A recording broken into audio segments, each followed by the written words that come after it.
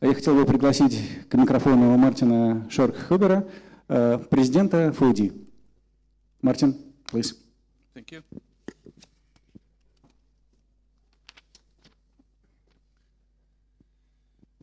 Dobry ut, good morning.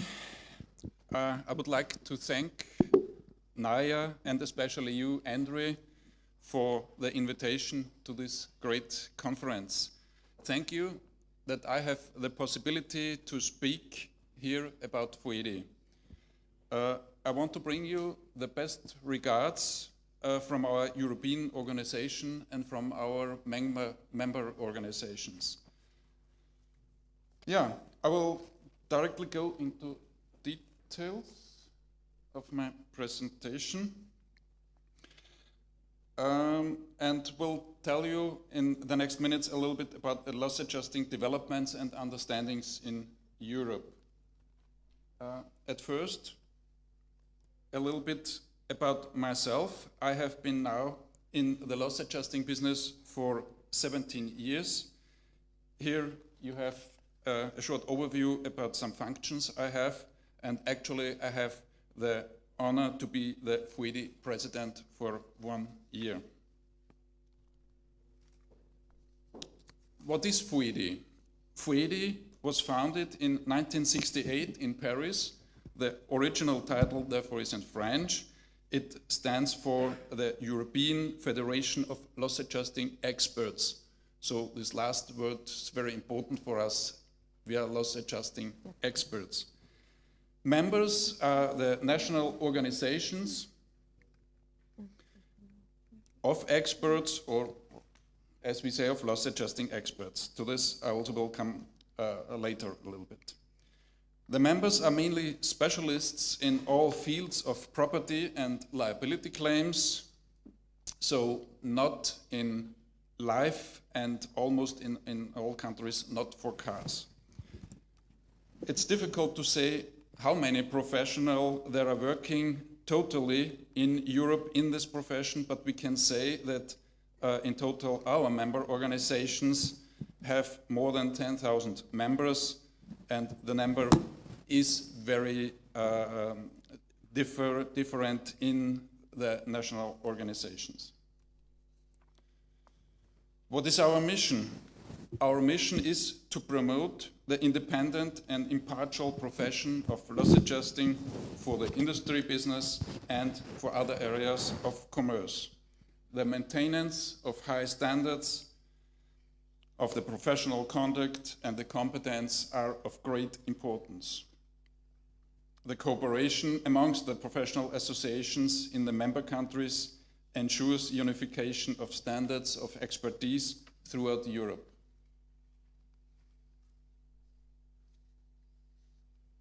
What are our goals and how do we reach them? We have established our code of conduct to ensure the mentioned competences. We also have developed an education directive. There is regulated which knowledges are used to be our standards, which qualifications are our standards, and we are doing audits in the national organizations. And our member countries and member organizations can award following titles. The FUEDI ELAE, it's the highest level of education, it's an international, a European title, and to receive this title, a written and an oral exam is necessary. Then we have the NLAE and NCT, which are national titles.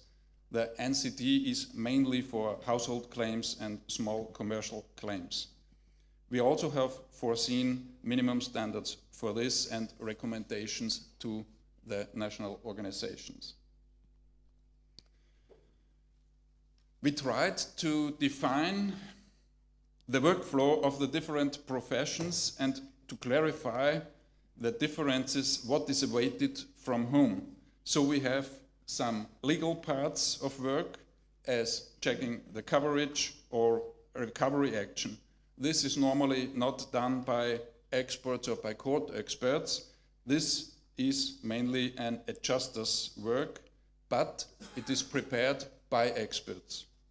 We also have more technical parts of our work, as to find the cause or the causes, to clarify the liability, and to establish the loss amount.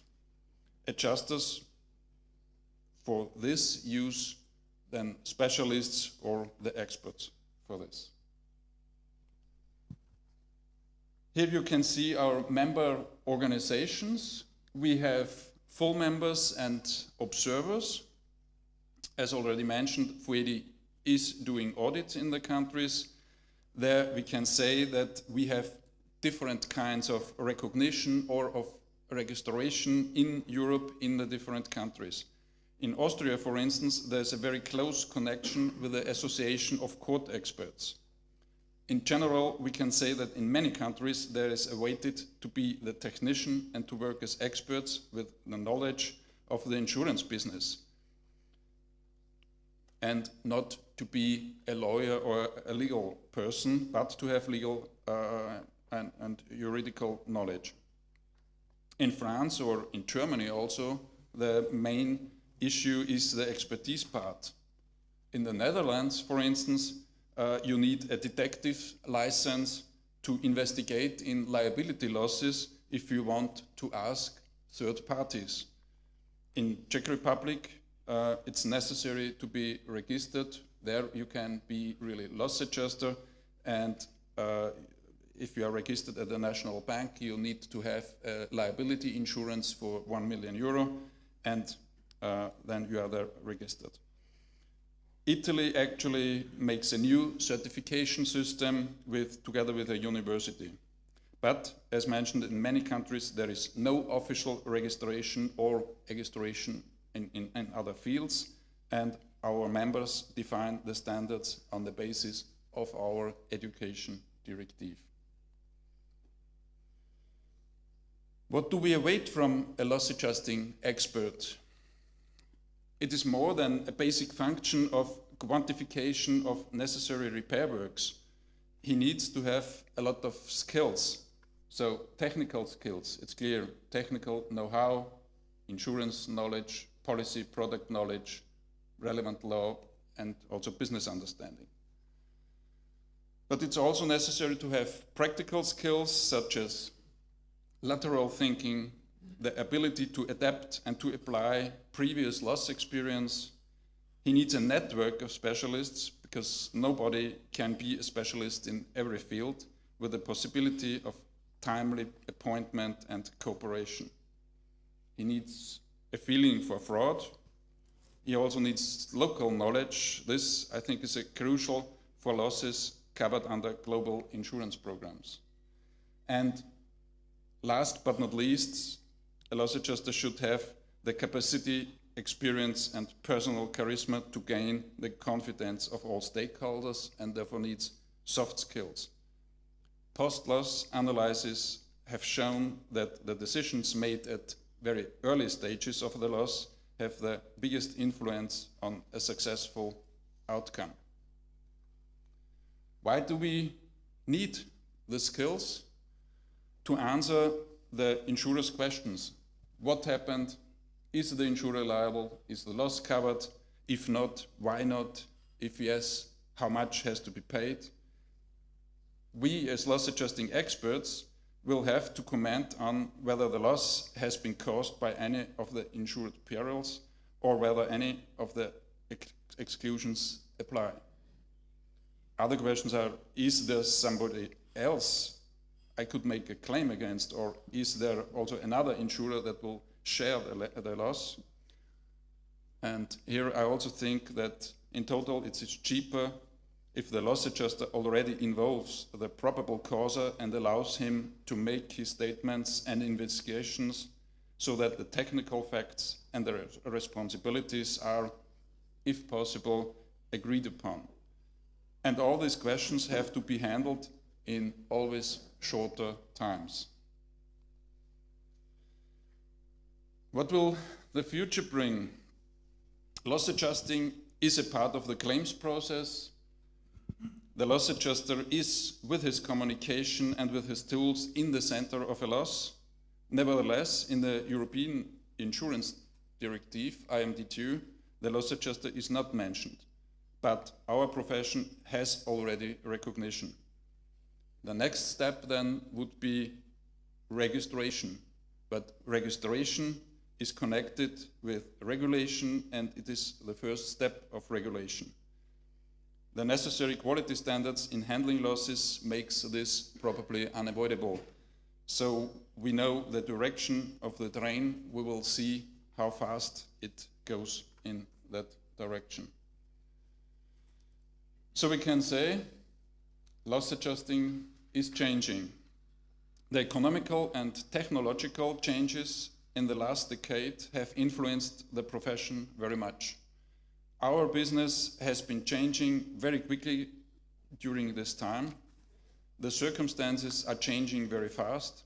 Therefore, I want to ask the question, is the loss adjusting business changing? Is the role of the loss adjuster changing?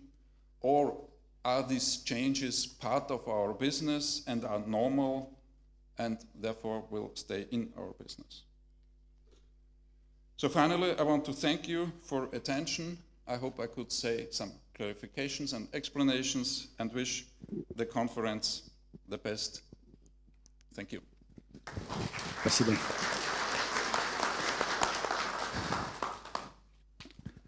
Коллеги, я прошу вопросы ваши.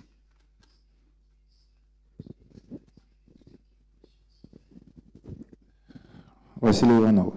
Я хотел уточнить, через систему лосс-аджастеров в европейских страховщики, какой процент урегулирования происходит с вашим участием?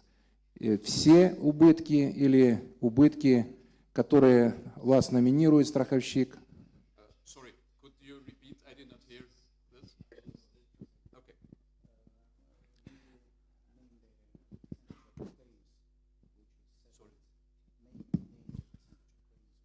Николай Владимирович, я сформулирую. Я услышал так, что лосс-аджастинг – это отдельная отрасль бизнеса, европейскую, которая зарождается в России. Это она существует вместе с бизнесом страховым. Есть компетенция страховщика, который принимает участие в оценке рисков и андеррайтинговой политики, которая определяет тарифную политику. Есть некий внешний аутсорсинг, который является аджастеры, номинирует страховщик. Какой процент, вот 10 тысяч, покрывает потребности страховщиков европейских стран-участников ассоциаций? И насколько, в каких сложных, может быть, урегулированиях или там в массовых принимают участие аджастеры ассоциации?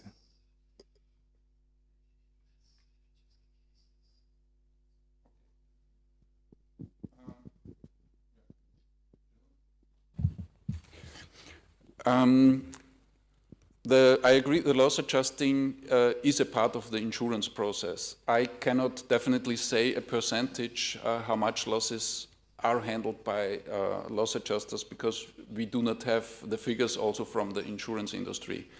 I also think that this differs from time to time and the insurance business makes here changes. Sometimes it's more, sometimes it's less. Especially in big losses, I think a very high percentage is handled by loss adjusting experts. In the household claims and very small claims, there are more in-house adjusters, or I would say in-house adjusters in this case, handled by the insurers themselves, and that is also different within the countries. I think especially in the eastern countries, the percentage of in-house handled losses is higher than in the western countries, but also there they make sometimes, or the bigger local insurers make sometimes own daughter companies with which they handle the frequent losses, the small losses. That has also for instance, one reason because in this case, if this is their own staff, they do not have the costs of VAT because they are not allowed to deduct VAT, and if they have own staff, then they have this cost advantage. They want to handle their a quite percentage of these losses themselves and give only the overflow to external adjusters.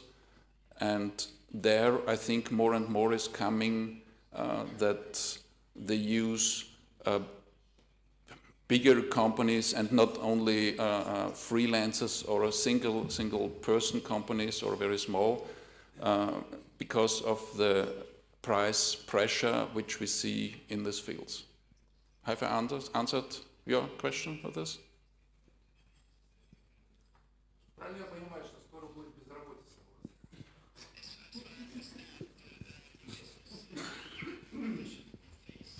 Я могу ответить нет.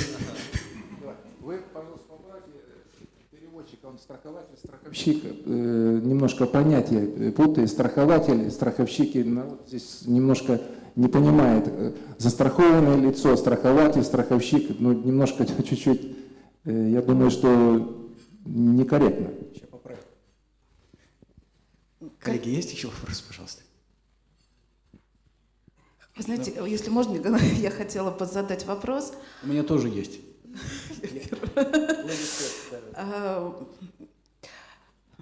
Мартин, скажите, пожалуйста, а как вы считаете, какое главное качество, человеческое качество должно быть вот у лосс-аджастера?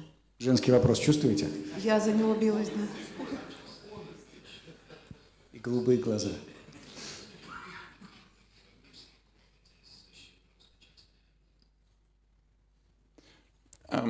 So you asked me what the main qualities of the loss adjusters should be. Martin, just stand up and show yourself. Yeah. Somebody said he should know everything, he should be everywhere, and he should tell nothing outside, and he should have all the competences. So it's an interesting job. Thank you. У меня тоже есть вопросы. Не про человеческие характеристики лосс-аджестеров. Первый вопрос такой. Европа единая. Почему до сих пор остались страновые ассоциации? И есть ли в рамках единой Европы конкуренция между лосс-аджестерами, между странами при крупных убытках?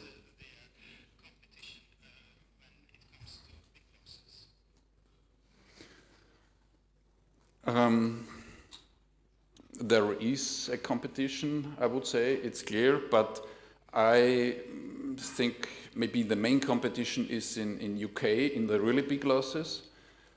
In the local business, there is more the competition under the smaller companies or persons and expertise, and there the insurance companies know very well and have their own lists in which kind of loss they hire whom or which company. So in fact, most important is to bring the quality the insurers need. What we as organization, as FUEDI, try to receive equal standards, to receive more and more education, to receive the information of the other countries, what are they doing, because I think in the future, or sometimes it will be unique and there will be a kind of standardization. And I think there is a lot of work for all these adjusters. The pressure is here on the prices from the insurance industries, and especially the development of all the IT and of the changes of the business, of the economics. For instance, if we see the buildings, they are much more technic and have more technic inside. The economic output is very important, because if you close a company, or you close parts of a company through a loss, it costs really a lot, and this becomes more and more important. And that will be the issues for all our business in the next years. Спасибо.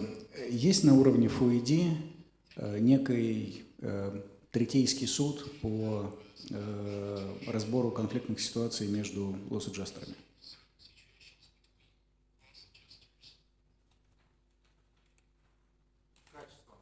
So, Are there any institutions for arbitration at the level of FUEDI to set the conflict between loss adjusters? yeah, sorry, I have to translate from you one word.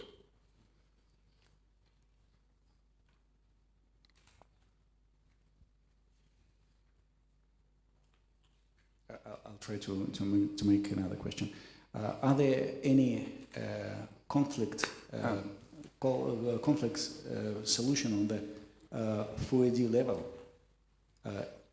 in case of disputes between loss adjusters at the claimant or in national associations? No, it's already or also mentioned in a lot of rules. At first, the loss adjuster should be independent. That's clear. Normally,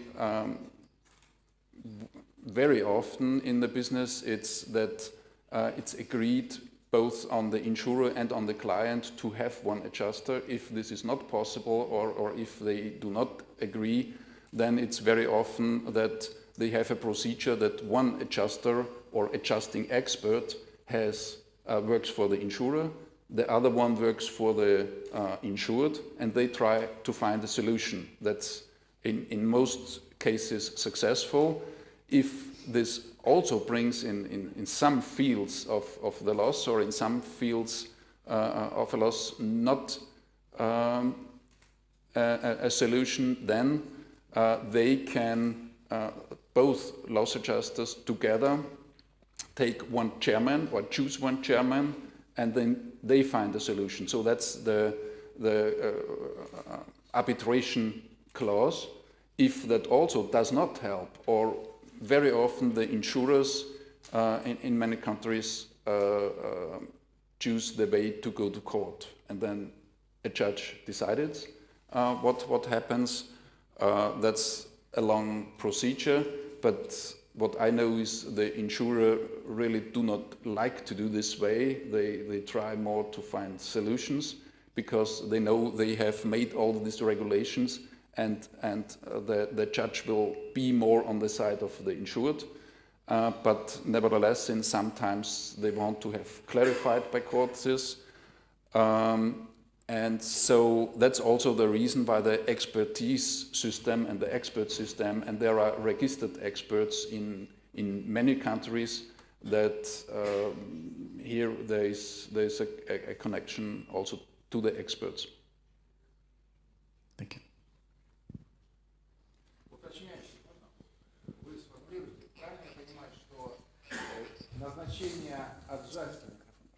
назначение аджастера страховщиком обязательно должно согласовываться с застрахованным лицом страхователем? Это обязательное условие, или это второй вариант, он назначает своего, при несогласии они назначают председателя, и дальше следующая инстанция это арбитраж. Вот такая цепочка или нет?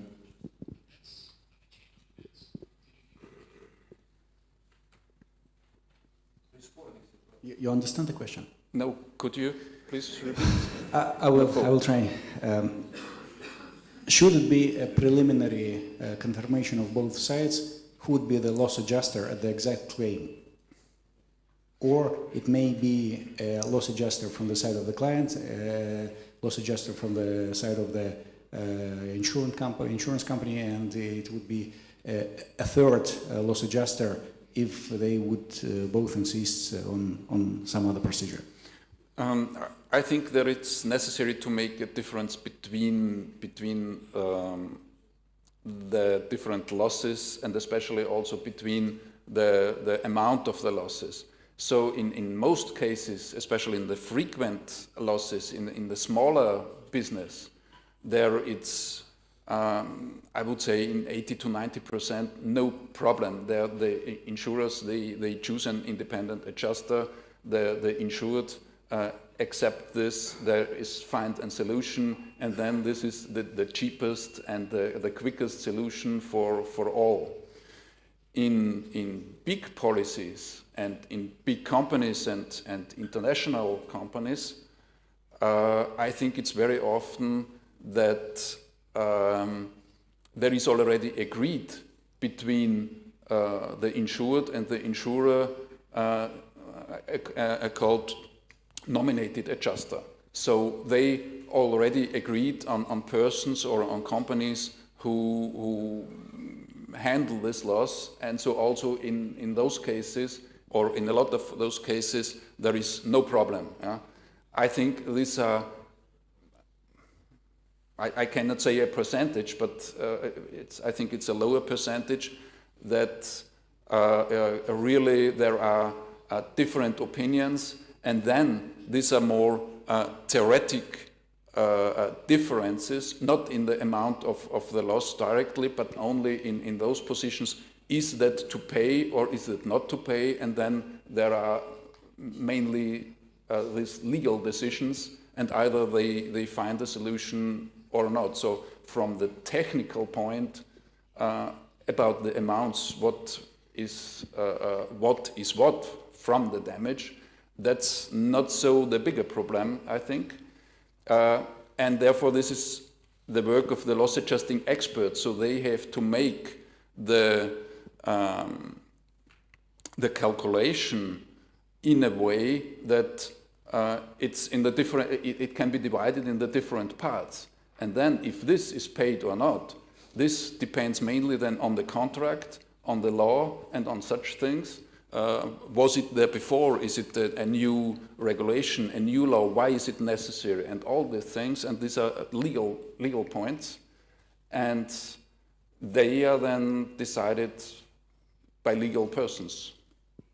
Thank you. Small questions, and we have to go. Поскольку у нас присутствуют представители органов государственной власти, вопрос я хотел бы позволить себе задать следующий. Климат меняется, мы все наблюдаем, как за летние месяцы восточное и южное побережье США пострадали очень сильно и от Харди, и от Ирмы. Существует ли практика, когда государственные органы привлекают лосс-аджастеров для участия в урегулировании таких масштабных убытков, как катастрофические стихийные бедствия, и если да, то в чем роль лосс-аджастеров? Sorry, it again was for me not possible to hear this. Climate is changing.